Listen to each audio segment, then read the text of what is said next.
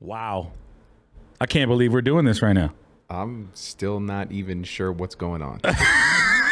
Yo, man. Well, you know what? First off, welcome back. Bro. I mean, hey, you are out of retirement right now. I know, it's official. I mean, I'm very honored to be the guy that brought you out of retirement. Nah, bro, the honor is mine. Man. Come on, bro. Like, no, you're out of retirement. This is wild. It just made sense, you know? It just made sense. A lot has happened in life, in the world, and I sometimes I comment on it. Sometimes I'll type something out on Twitter and then I'll just delete it because I'm like, nah, that's just inappropriate. But yeah, well, we're not deleting shit here, so I know. You know, we are gonna really let it out. Yeah, pause, big pause, by the way. You know, big pause on that one. Yeah. Well, here we are. It is the return of the Hot Box. The Hot Box is back, baby. My name is DJ E-Rock. We got the one and only Box Kev in the building, fresh out of retirement. Man, I know. Come on, man. This is... Don't even know if these things still work. Wow. I mean, you know, first off, like, you know, let people know, like, who you are, where you came from and whatnot. I mean, for those that are, like, you know, watching us for the first time or listening to this podcast. Yeah, man. So my name is Box Kev.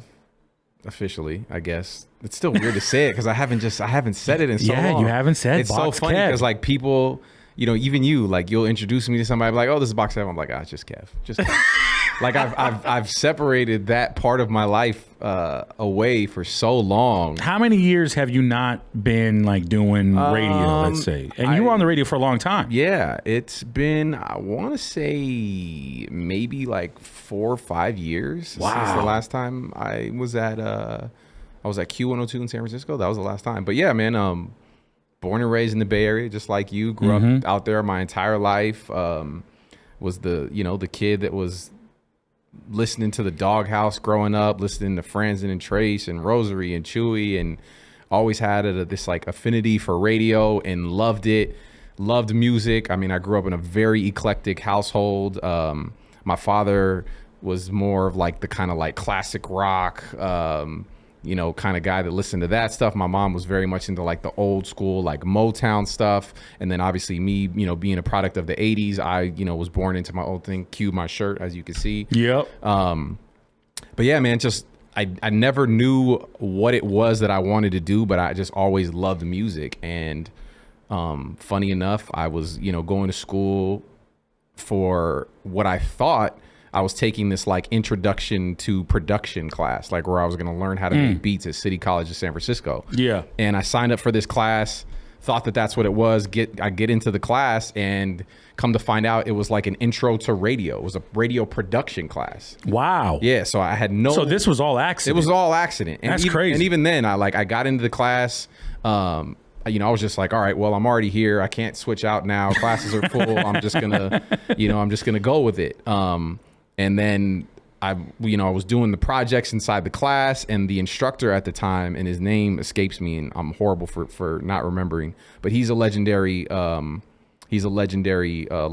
radio DJ in the Bay Area, like Chewy Gomez's mentor, and I can't believe I'm blanking on his name. So I know you're talking about it. I think his name's like Luis something. Damn. But we're gonna have to circle back. We'll have to circle back. We might have to have him on the podcast, right? You know, because you know, full circle moments. You know, 100%. That's what this podcast is about. It seems like thus far. But keep on going. So you know, you went to school for radio production and whatnot. Yeah, and accident.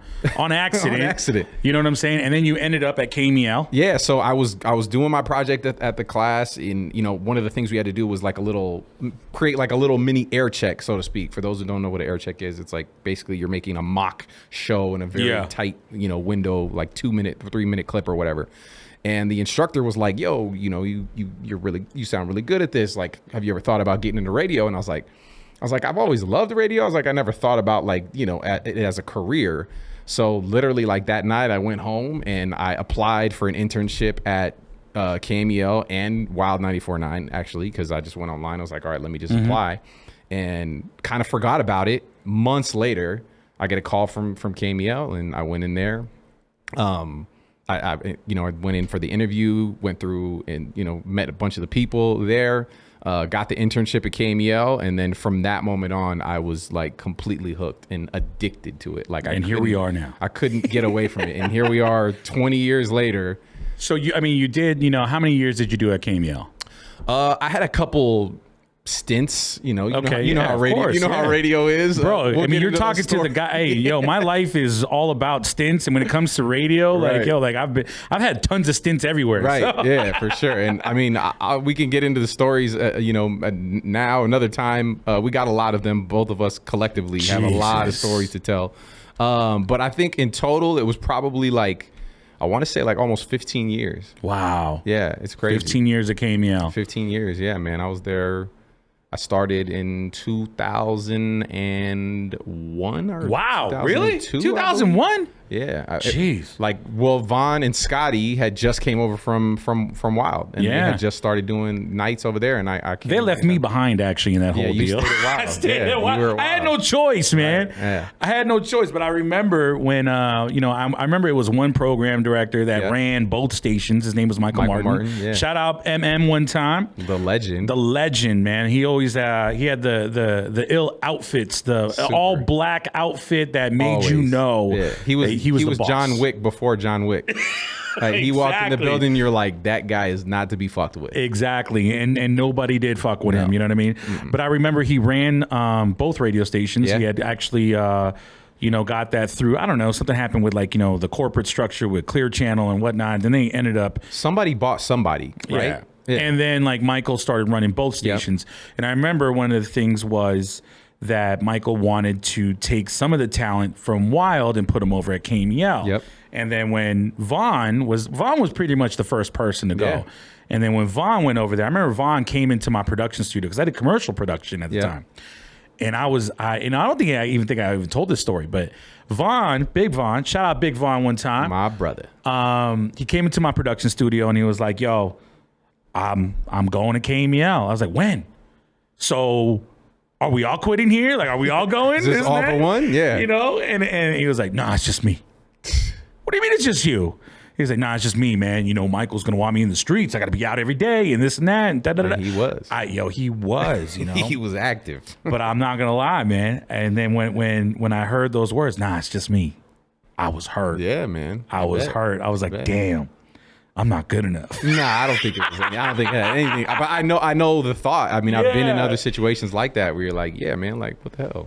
And then Vaughn brought over Scotty, and it was weird because at that time, and you remember this, man, when it was between Wild and KML or KML and Wild, for a long time, people didn't fuck with each other. No, it was radio wars. It was we were in the same Bloods building. And Crips. Yeah, in the same building, on the same floor. No, I'm sorry. At that time, KML was on the 5th floor, while I was on the 4th floor. And your card key only worked for one floor. Yeah. And if you ended up on the other floor, they would run you out. Right, yeah. If you ran into them into the parking garage, you get dirty looks. 100%. It was like that. It was like that. It was crazy how it was like that. And the fucked up thing was that the street team office for KML at that time was literally right across from where the entrance to the Wild studio was. So we'd be there in the morning. JV would come. I remember JV from the Doghouse. I remember one time, my first time, and mind you, like I said, I grew up on the Doghouse. I was a kid in middle school, junior high, calling into the Doghouse. And so the first time I'm seeing JV, I'm like, fucking holy shit. It's JV. That's JV. And I remember we were loading up because the prize closet was downstairs, so we had to load the trucks. For any time we had an event or whatever, we'd go get the tents and prizes and all that stuff. We were down there loading, and JV walks up, and I was just like, holy shit. And I kind of stopped for a minute, and he walks by and he kicked the KML truck as he walked in.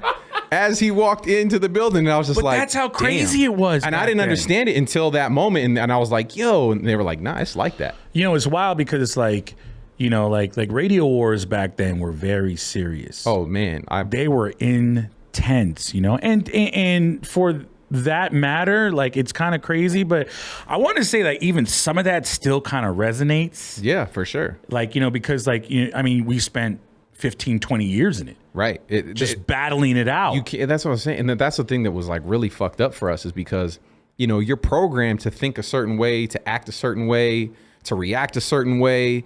And then all of a sudden it's like, okay, you guys are brother and sister now. Now we got to work together. And it was tough.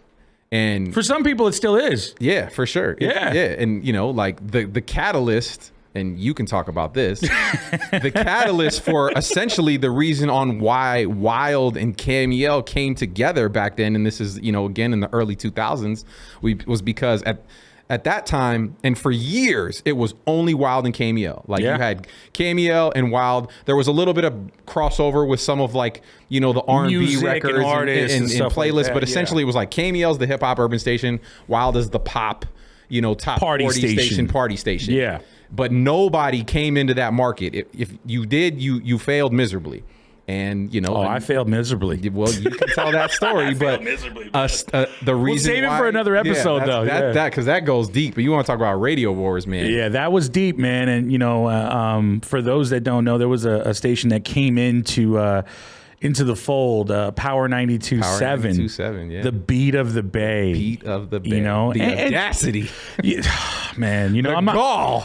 I mean, my whole entire thing is this, you know, and I've talked to everybody about it, like, you know, and like I said, we'll go more in depth in another episode. We get it now. I mean, hey, man, like there's in this business, opportunities are few and far between. And if you get one, and you know, I didn't know it was going to end up that way. Well, yeah, I mean, you know.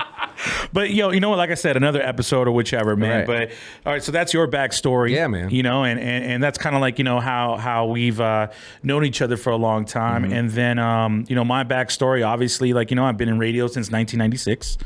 That's a long time. That's a Jesus long time. Christ. I was in high school. Yeah, you know, I graduated in 1998, man, and you know, the crazy thing was, you know, Chewy Gomez gave me my start. Yeah. I used to share a Friday night mix show with Rob Reyes. Wow. Shout out Rob. Shout out Romeo Reyes. Romeo lives out here. Yeah, Mad Promo, M1 Idiots. Promo. Yeah. Is that what they, that's what we used to call them, right? M1 Idiots, M1, I think so. Because M1 Promo, it's confusing. They got Mad Idiots. Mad Idiots. That was what that was, like their street name. Was like that was the new one, yeah. So I used to share that show with him, and then it went into like a Saturday night, 12 midnight type of like mix. And then, you know, certain things happen. I don't know. When I say like I have stints on stints. Oh, yeah, for sure. I had a long stint at KMEL. You know, at the time, you know, I was very young and knuckleheaded. We all were. Yeah, it was a different time back then, though. Radio was way different back then. My God, before social media and all that, bro. None of us would have had jobs. There was no MySpace. There was no Friendster. There was no like Instagram. No Twitter. Definitely. No other way to amplify to that many people other than through radio. Right? Radio. Yeah. You know, so. Yeah, you know, long story short, you know, I, you know, things happen, this and that, you know, and, you know, I hopped from station to station. I'm probably the only guy that's been on every radio station in the Bay Area and Scotty Fox. Today. And Scotty Fox. Actually, you know what? Scotty didn't go to Power, but he's been all over. He's been all over. I've never been on Q though. Yeah, see, he's been on Movin', he's been on Kiss, he's been on Star 101. I mean, he's done them all. He's done them all. Big shout out to Scotty Fox, man. That's my brother. Yeah, you know, I've done radio for a long time. Made my way to Vegas through the lens of running nightclubs. Used to run Infusion Lounge, Temple.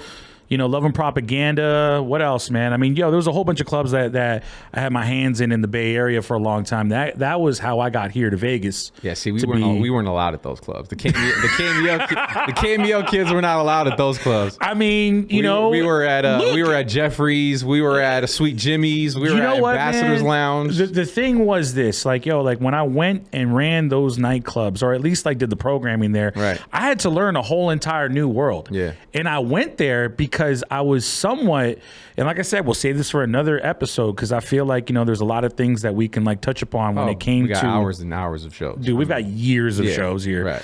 But I remember, you know, I couldn't do the hip hop clubs back then, so I went to like, you know, the top 40 pop lane. Right. And I had to learn a whole entire new world. For sure. Dress codes too. Oh yeah. Oh my God. Then. Bro, back then I had to wear button-ups. Everybody. I remember I had a club owner tell me like, yo, bro, if you want to play here, you are a great DJ, but you can't come here looking like you're going to play basketball. Damn. In San Francisco. Yeah. I won't say names, but that was the type of shit I had to learn. Yeah, the city was a different place back then, man. It was tough. And the club scene back then, it was... I mean, it's nowhere near, I don't want to say as bad as it is now. It's just completely changed, as you know. Like the Bay Area, San Francisco. San Francisco has completely changed. Yeah. It's nowhere near like, you know, what it was in terms of how it was when we grew up. But yeah, man, it's it's crazy because, yeah, like you said, you know, to be able to have to kind of change your ways to be able to get in, you know, it's. But the crazy thing is I did change my ways to be able to, I wouldn't say fit in at the time. Like I just wanted to sustain something. Right. You know what I'm saying? And so, you know, that led to me coming to Vegas, becoming a Vegas resident. It's been 15 years. Yeah, I'll say you've now. been out in Vegas a minute. I mean, literally you and Franzen are the guys. Yeah, you know, so 15 years and, you know, I created my name out here, made it to LA, you know, worked on a station out in LA. I don't want to name it because, you know, we are still on a station in LA called Real 92.3. Does it rhyme with sour? Yeah, it rhymes with sour. You know what I mean? So, yeah, you know, and now I'm out here. Yeah. So, you know, I'm out here. I moved out here probably, let's see, 2 months ago. Officially, yeah. We're both newbies. Yeah, I know. You just moved here when? I just moved here in November. November 2021. I packed up my shit and I was like, man. So what led you to move out here, though? Because when I heard you moved out here, it really inspired me to come out here even quicker. Yeah, we talked about it. Yeah, man. It was a combination of a lot of things. I mean, COVID for one just completely changed everything in terms of like, you know, what I do on a daily basis. And I live a very corporate life now outside of this. And again, E-Rock's really the only guy who could get me out of my cave to come back and do some shit like this. Nah, man, it's an honor, like I said. But I mean, COVID really changed everything, and you know, my company, you know, the way that they were going about business, you know, obviously changed because of COVID, and it necessarily didn't really matter where you were anymore. You know, I've been looking into buying a house for quite some time, and as most people know, in the Bay Area, period, anywhere in the Bay Area now. California, for that matter. California, yeah, for sure. But specifically the San Francisco Bay Area, which is the highest, has the highest, I think, average sales price in the country for a home. It was depressing, really. I remember this was, you know, probably a year and a half ago. I was like, okay, cool. I'm ready to, you know, start looking into buying a house. And mind you, you know, I'm single income, no kids, none of that. So it's just me. I went through the process and got pre-qualified, and I was like, okay, cool. This is a healthy amount. And I'm not going to say what it is, but I was like, man, like, I feel like I could get something nice with this. And I was working with a realtor at the time. You know, she was asking me, you know, where I want to be. And I was like, honestly, I'm open to different ideas. I was like, but, you know, here's what I essentially qualify for. And she sent me back the first, you know, list of available properties that were within my budget. It was literally, I'm telling you, it felt like I got punched in the stomach. It was the most depressing shit I have ever seen in my life. So I was just like, at that point, I had been kind of thinking about Vegas for a minute. I've been coming out here for years for work. You know, before COVID, I was out here pretty frequently. I used to get mad at you because you would come out here and not even call me. I'd be out because it was. I mean, you know, when I'd be like, yo, what the fuck, bro? I know. But there's, you know, we've definitely hung out, of course, many times. But yeah, man, I was just like, fuck this, and you know, Vegas is popping. I mean, everything is out here now. Like everything. If anybody's out there and you're you know, contemplating like, man, should I do it? Should I do it now? By the time you make up your mind, it is probably going to be too late. It is. Yeah, and even which now, is crazy. Yeah. Even me, like when I got in now compared to what it is, you know, 6 months later or whatever, it's completely changed already. Completely. I mean, yo, like, you know, we're seeing sports teams come here. Right. I mean, the Raiders came here. Who else? I mean, we have the Golden Knights. You got the WNBA team, the Las Vegas Aces. You got the A's double AAA team that's out here. It's the Aviators, I want to say. They're talking about moving out here because they can't get anything done in Oakland. Oh my God, man. Yo, that Oakland A's situation back in Oakland, it's like, yo, it blows my mind. It's sad, really. It's sad. You think about like that franchise and the history that they have and the fan base that they have, and you know, they're just not treated properly. And before we saw championships in the Bay Area, I mean, they came from Oakland first. Yeah, I mean, well, other than the Niners, yeah, the Niners. But baseball wise, like, yo, no, sure. I mean, I remember my first, you know, I remember my first, like, you know, like World Series championship, or at least like witnessing it. It was when it was the big Battle of the Bay, Jose Canseco, Mark McGwire. Yeah, you know what I'm saying? So much legacy there, you know. So it's almost like damn, like, yo, that city's like willing to let go Because of what? Because of a parking lot. Yeah, it's sad. It's crazy. But I mean, you know, one man's trash is another man's treasure. So I'll tell you this. Vegas, come on down. Yes. You know, we'll take you. I did tweet Dave Cavill. Is that how you say his name? Dave Cavill? Oh, the owner. The owner. Yeah, I did tweet him and said, hey, yo, trust me and Kev are out here. We're Nevada ready. is fucking incredible. Yeah. It's incredible. And Dave, if you want to come on the podcast and talk about the situation and speak to the fans on what's going on, you're more than welcome. This is an open forum for you. Oh, come on, man. You want to talk to Vegas, the Bay, LA, the whole entire country? Yeah, man, we got you. We got you. All right, so we're doing this podcast now, and we're taking a name from back in the day that has a lot of legacy, the Hot Box. Yeah. What exactly is the Hot Box, or what was it? And then we could talk about exactly what people can expect moving forward. Well, the Hot Box started out originally, man, I can't even tell you what year, but I had been at KMEL for a while. I was interning. I was, you know, and as you know, if you back then, if you wanted to be on air, the first thing they would tell you to do is learn how to run the boards. Yep. Because this was before, you know, everything was automated and all this. It was like, if you didn't know how to actually get behind the equipment that was controlling what was going on the radio, you had no chance. Yeah. So big shout out to my brother, Drew Heff. I used to go in there with him because he was producing for Super Snake at the time. Damn. Man, big shout out to Super Snake. That guy's a legend right there, Legendary radio man right there. But Drew Heff used to produce a show, so I used to go in there and shadow him and learn how to run the boards. I learned how to run the boards. I was, you know, doing air checks here and there. And I forget. Oh, I think it was Shorty. Shorty was on. He was doing weekends at KMEL, and he was doing a night show at KMEL. And then he left because he got a full-time gig in Sacramento. I remember that. So there was an open opportunity. Stacy Cunningham, the program director at the time. Big shout out to Big Cheese. Her and then Big Von, my big brother there, were like, "Yo, we got an opening. Like, you want to run with it? You know, this is what you got to do." Von helped me out, put me on.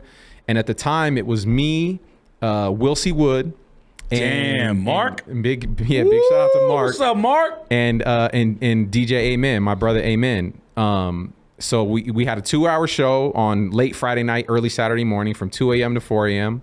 I don't remember how and essentially came up with the name, but I was like, Box Kev, the Hot Box. You know, there's a lot of commonality between that name and like the music industry. As a lot of people know, like artists call the like recording booth the Hot Box. You know, obviously like back in the day, if you were a weed smoker, you'd get in the car, you would hot box the car. Yeah. And that was the whole idea. Like, we're playing fire music, and I didn't want the show to be everything else you heard on the radio. You know what I mean? That you could tune in at any time for. We were really focused on trying to like play newer records that weren't necessarily out yet, playing album cuts to that extent. I mean, we would get albums in and I'd be editing them on my laptop just to get a clean version because the labels hadn't even sent them yet. We were playing whole albums. Yo, you were getting leaks before everybody too. Yeah, that's a whole. Which was wow. I remember I used to actually tweet you and be like, "Yo, you got to send me that shit, man." Yeah, there's a lot of history in terms of stuff that you and I have done. But yeah, I mean, that was a whole nother thing that I had done. I had a website at the time, boxkev.com. That website was called the Hot Box because that's where you would go. Yep. And I would get new music from artists. I would get new music from labels, and I would post stuff. And you know, that was another avenue on how we kind of fed the radio. It was show. like the Hot Box. It was a box full of hot shit. Right, exactly. That's basically what it was. It had really no limits. The Hot Box could have been anything. But yeah, we did a radio show there.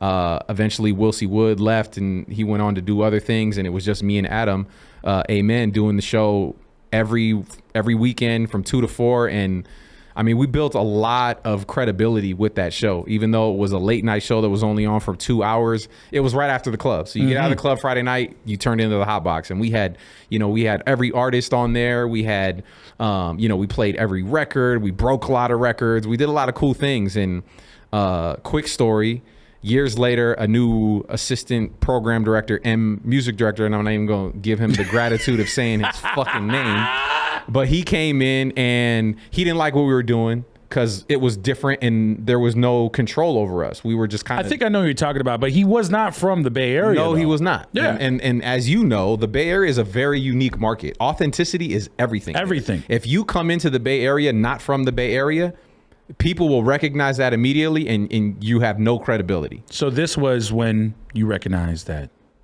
So this is and honestly, this is the first time I mean, I knew we had a buzz because we'd be out on the streets and people would come up to us and be like, yo, what was that record? Or people were messaging me at that time because I think social media was around at that time. But me and Adam got pulled into the office by this APD, and he was like, yo, he's like, you know, I really like what you guys are doing with the hot box and this and that. He tried to gas us up first.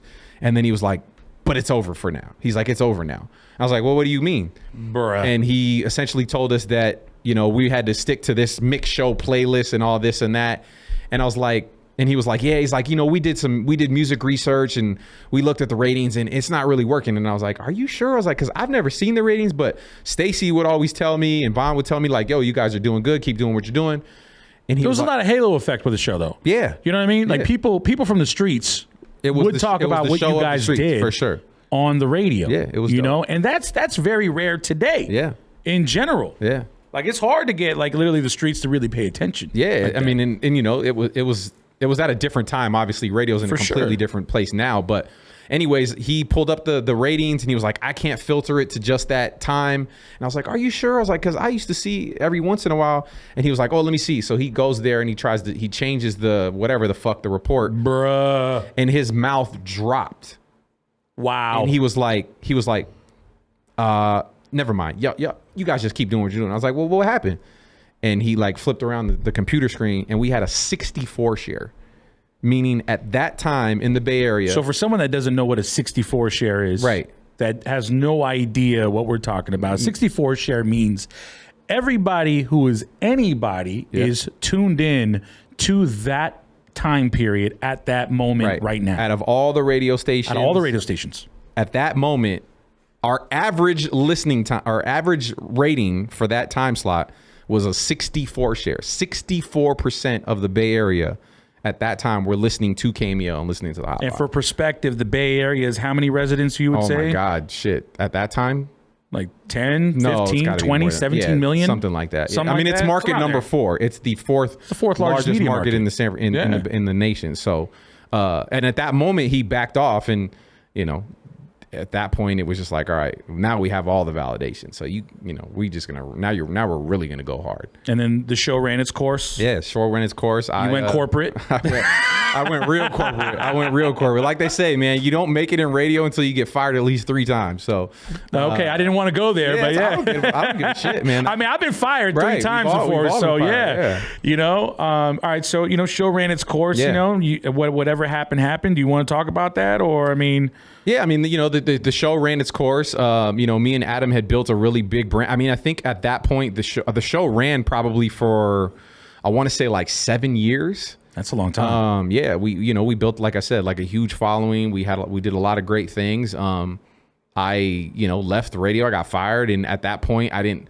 You know, your first reaction when you get fired in radio is like, "Fuck this, I'm done." Like I don't want to deal with. You know what I mean? Because you get burnt out. It's a lot. And yeah, I just kind of took a break and.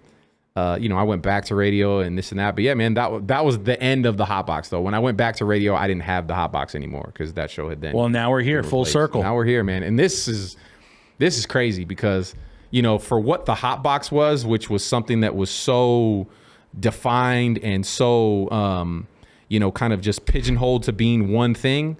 This has endless possibilities. Like what you and I have already talked about on where this show can go. I shit you not. Like, and people that are listening and watching this right now, we didn't have a name. Before we started recording today, we didn't have a fucking name. Yeah. And then, but on the way here, I was like, God, what do we call this thing, man? At first, I was like, what if we just like fuse our names together, call it Rock Box? Like, nah, that's not it. But then like I was like, Box. And I was like, man, I remember you had this successful show called The Hot Box. Yeah. And just, you know, but the same things that you're saying, how this has endless possibilities. Mm-hmm. Like, yo, this is exactly what, you know, I felt like, you know, like should be the name. And you magically brought it up literally without me even asking, you know? Honestly, I couldn't think of anything else. Same thing. I was like doing, you know, name association and wordplay and all this. And I was just like, man, like the name has... It has you know, it has a lot of meaning, but it also hasn't been used in so long that it's time for it to kind of have like a refresh, rebrand, And, you know, like I said, this has endless possibilities of where we can take We're going to do a lot with it. it. We're going to do a lot with it, man. And obviously the first thing is this podcast. And here we are, full circle. You know, I've never told you this, but, you know, I've always been a big fan of your work. Like, you know, Likewise, I would be rolling around the Bay listening to my guy Box Kev. I would text you. Yeah. Even when people, like, you know, on that side of the building didn't fuck with me. Yeah. But I knew you did. Of course. So I would text you like, yo, man, you sounding good right now. Like, yo, this is really, this is dope. This and that. But I remember all those years, man. So for us to come full circle, you know what I mean? I feel like it's like the 4th floor and the 5th floor coming together. Right. Yeah. I mean, that's how it is now. I mean, you go there now, it's super corporate. But yeah, man, it was crazy times back then. Now it's all one floor. You know what I mean? It's one family. It's been a long enough. And again, nobody came back into that market.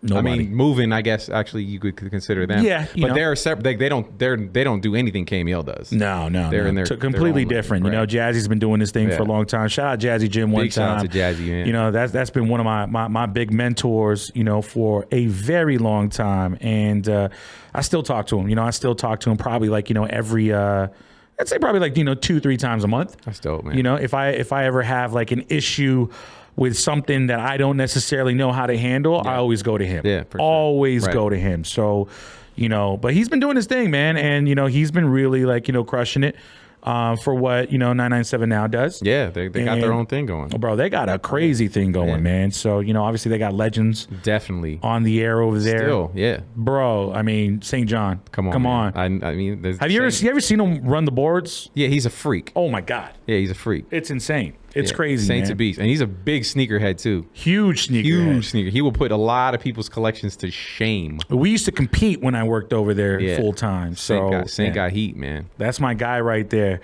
So yeah, you know, here we are. We're doing this podcast, and we're gonna do it. You know, I mean, I don't know your schedule yet, but yeah, it'll be like one of those things where it's just, you know, you'll be pleasantly surprised when you're like, oh shit, new alert. You know what I mean? Yeah. Okay, I'm with that. Yeah, I mean, but nah, we're gonna, you know, obviously both of us have a lot of shit going on in life.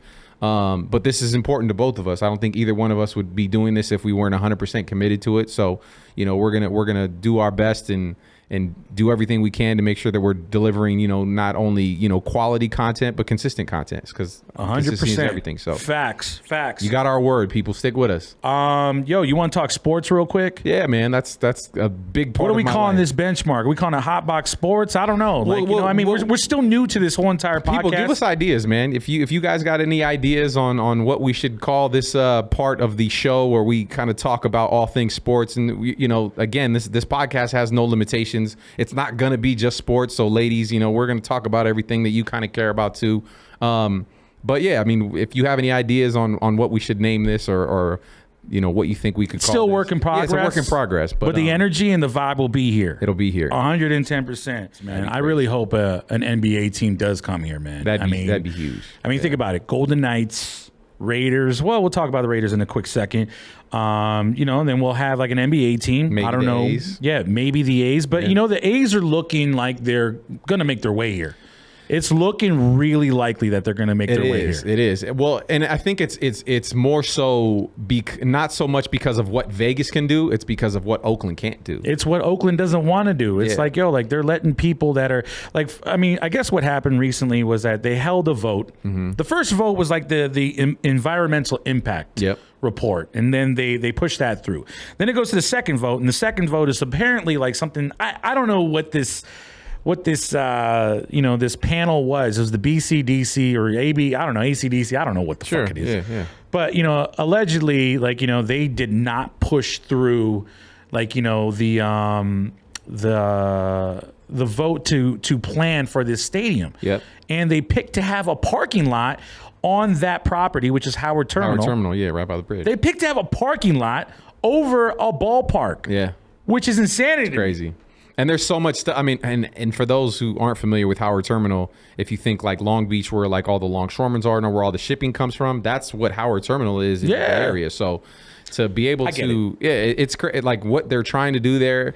But that, again, it's unfortunate more so just because of the fan base, because the A's fan base has been dicked over year and year and year and year, over and over and over. Like they constantly develop these players.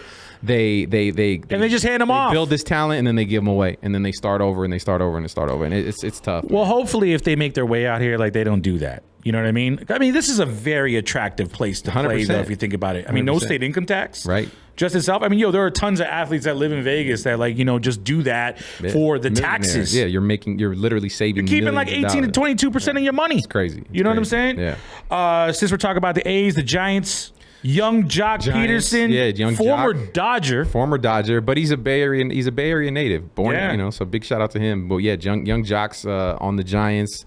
The Giants are they're an interesting organization because our general manager, our president of baseball operations, Farhan Zaidi. He came from the Dodgers organization. Yeah. He came from the A's and he came from the Dodgers. But, he built the Dodgers organization into what they are now.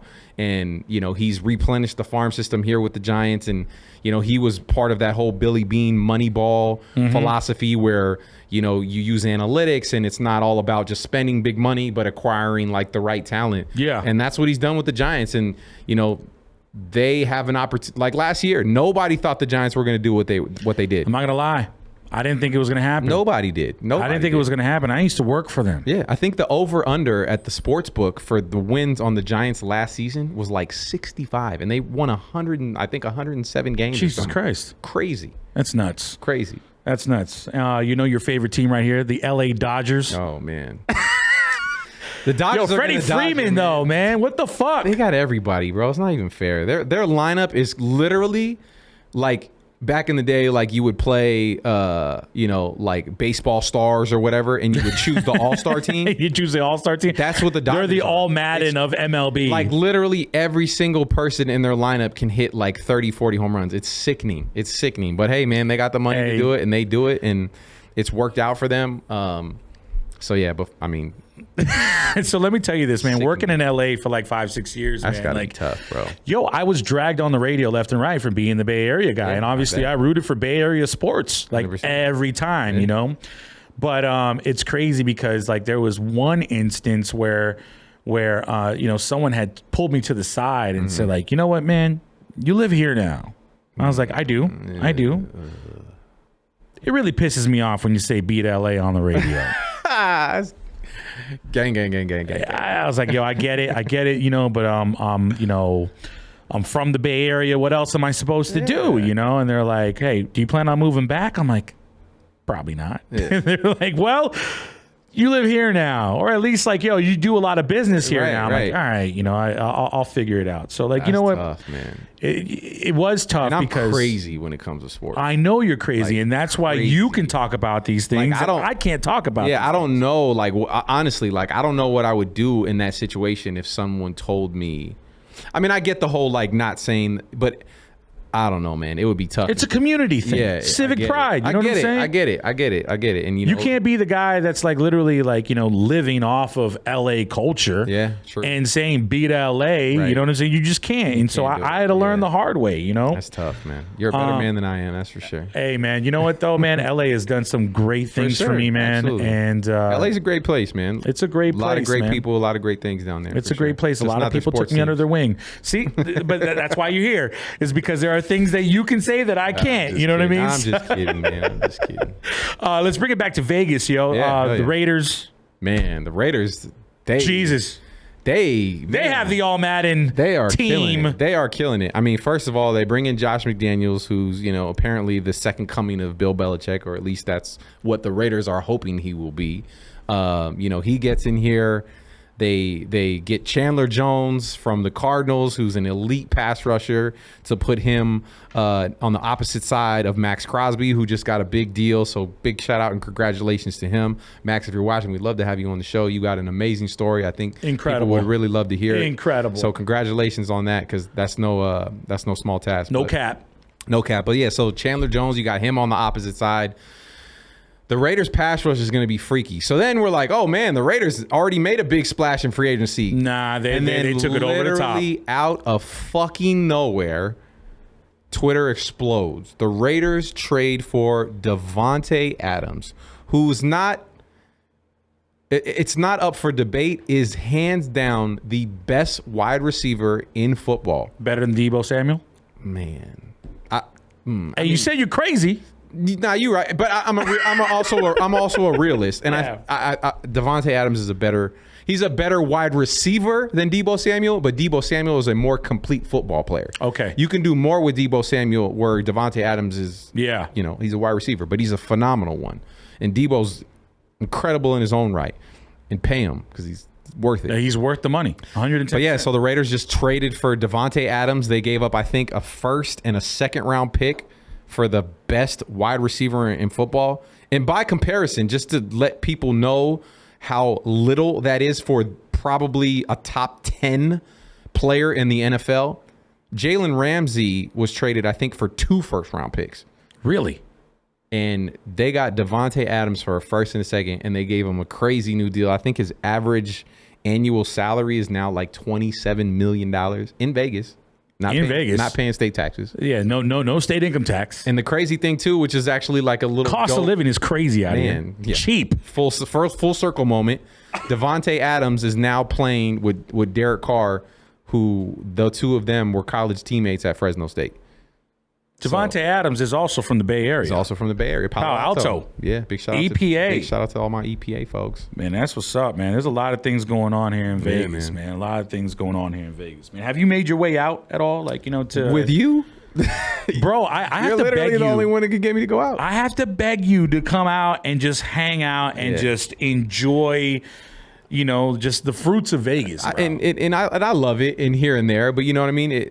It can get out of hand. It's crazy. It's Vegas is a different place, and everybody knows that because everybody's been here and everybody's came here and lost here and forgot. Oh, you're about to win here, though. Oh well, You're about to really win here, bro. We are gonna win. No, here. People know me, but like, with the ladies, people, hey, everybody, are you single? I don't know. I'm single. Yeah. Okay, so he's single, and single, no kids, homeowner, good job, 800 credit score.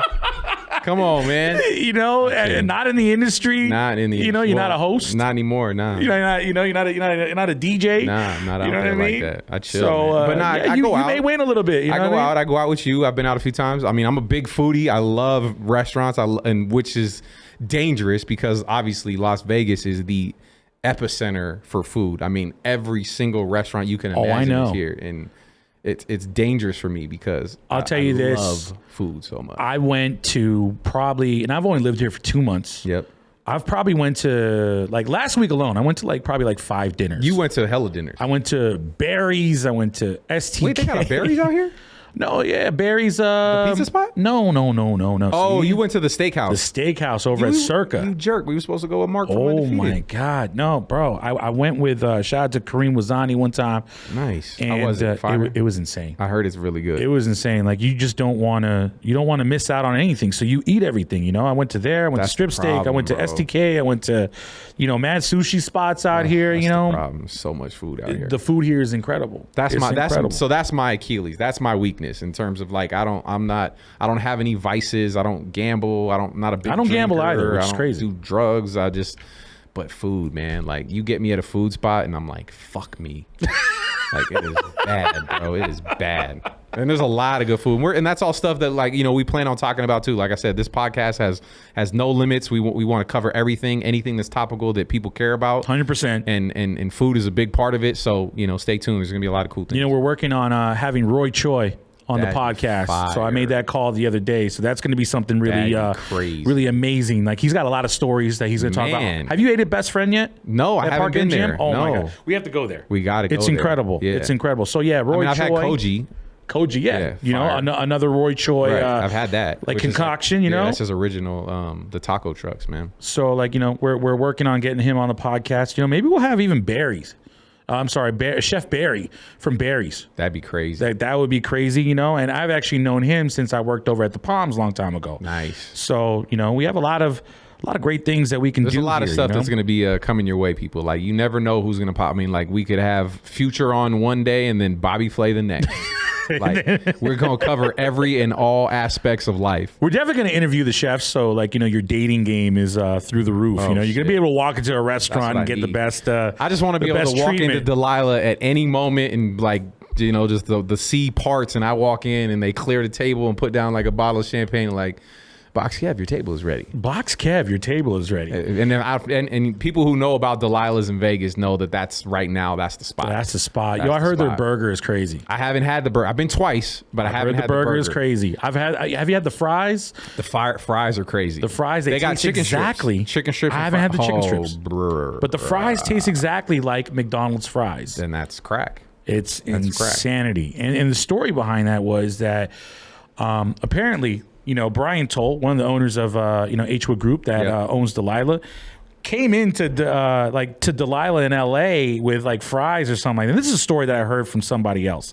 I don't even know if it's true, but you know, we're gonna put it out there anyways. Right. Came in with McDonald's fries and then went to his chef and said, "All right, here, make this, duplicate it." And yo, I'm not gonna lie to you, I had those same fries at Delilah in Los Angeles. Yep. Holy shit. Crazy. They're fucking insane. That's my weakness. Yeah. Fries are my weakness. Carbs, period. They're the enemy. Oh my God. So now that I have you here and we're talking about like dating and how we're trying to get your dating game up with, you know, just everything that we're doing right now. Oh God. I know where this is going. No, this is great though, man, because it's one of the most craziest things I've ever heard. Like, you know, I never read on Twitter, you know, but you tweeted the other day that, like, if you do not Photoshop a COVID test to get out of a date, we are not the same. Like, where did we are that not the same. No, we're not, because I mean, that's just insanity. I mean, you had to. I mean, you pretty much like. I mean, you could pretty much take a picture and just put a dot somewhere or something like that. And just be like, hey, look, I can't make the date. No, I could have did a multitude of different things to get out of the date, but at that time, you took it that far though, which is crazy. I was like, okay, well, you know, COVID's popping. You know, like it's popping right now. This was months ago, but yeah, there was this girl that I had been talking to. We had hung out a couple times in the past, and you know, she wanted to come out here to Vegas. Like I said, this was a few months ago, like when I had, you know, kind of you had just moved here around that time, and it wasn't even so much her because she's a great person, and it wasn't me like saying like she wasn't worth it or whatever. It was just I got a lot of shit going on in my life. You know what I mean? I have a lot going on. I'm very busy. And the idea of someone coming out here and me having to entertain, you were just like, yo, I'm pulling out all stops. And I was just like, you know what? You are not coming here. I can't just tell. Not today. Right. And I can't just tell this girl who bought a flight and all this, like, you know, hey, I'm sick. I can't. I mean, I could have, but, you know, I was like, that's not necessarily believable. You know, I'm sick. I can't make it, or something came up like that. She's going to be like, bullshit. Wow. But if you have a document saying that you have COVID, and you can't be around anybody, there's nothing she can do. I mean, she could be upset, but she can't argue with the CDC. Oh, you know what I mean? So yeah, I photoshopped a COVID test that said that I was positive for COVID. I sent it to her on text, and you know, that's funny. Just sent her the test that said my name positive for COVID or SARS, whatever the fuck the shit says. And I sent her a little sad face, and she was not necessarily thrilled about it, but she was still nice enough to ask me how I was doing. I told her that I was feeling okay, but you know, the symptoms, doing just fine. Yeah, and you know, obviously we'll revisit this in 5 days, like after isolation. Right. I was like, well, you know, per the CDC and Dr. Fauci, I cannot be around anybody. We cannot see each other right now. Yeah, so you are not going to take up the left side of my bed. Right. And you are not going to steal my hoodie. No, definitely not. I'm big. Don't you dare. I got an inventory checklist on my hoodies. You are not. But yeah, so have you talked to her since? No, that was it. She blocked me on all social media. Why would she block you though? I think because it was more so like, fuck you. You know, like I booked a flight to plan to come out there. I, you know, maybe changed around, moved around some shit out of her life. And I get it. It was a fucked up thing to do. But like I said, you know, just telling someone that I'm busy or something came up didn't seem like it would resonate strong enough. So I took it to the next level. And then I was like, yeah, it does. Look, this is you could have done that. This is an actual physical document supported by this agency that says that I have COVID. Oh my God. So yeah, that was that, man. I feel bad. And if she sees this, which I don't think she will, because like I said, she blocked me on all social media. But if you do see this and you know that I'm talking about you, I apologize. It was very wrong of me to do that. I should have just been honest, but I'm a piece of shit. So I apologize. All right, man. We've been here for about a good, I don't know. What are you thinking? I don't know. It feels like. Does it feel like we completed an episode? Because this would be episode 1. I think people got a good understanding of, you know, kind of where, you know, how all this kind of transpired, where we came from. I think we've definitely, like I said, people, like, there's no limit to what we can and will do with this podcast. You know, we definitely want to have, you know, tastemakers and artists and athletes and entrepreneurs and anything that people, you know, find relevant and interesting. Those are the type of things that we want to do. So facts, you know, we want to make sure that we're delivering, like I said, not only quality content, but content consistently. So, and entertaining content. 100%. You know what I mean? Maybe we'll have somebody that's going to tell you what the crazy thing they did was to get out of the date. Yeah. There's you know, and you never know, man. There might be a story even way more. Bro, we got story. Like I said, if that story is I mean, we are being. I mean, look, this is our first episode, yeah, so we can't, you know, and big pause for this would blow our load. Right, 100%. You can't waste it all on one. Not yet. On one episode. So we got a lot to talk about, man, and. I get, you know, this is crazy to say, man, but I guess that's going to do it for us here on the Hot Box. That's it, man. Episode 1 in the tank. Wow, the Hot Box is back. It's back. It's back. Let's go. E-Rock, Box Kev, you know what it is. Shout out to Sticky Spa Studios in the building. That's where we record our shows at, and every week we're going to try to get this out to you. All right, peace.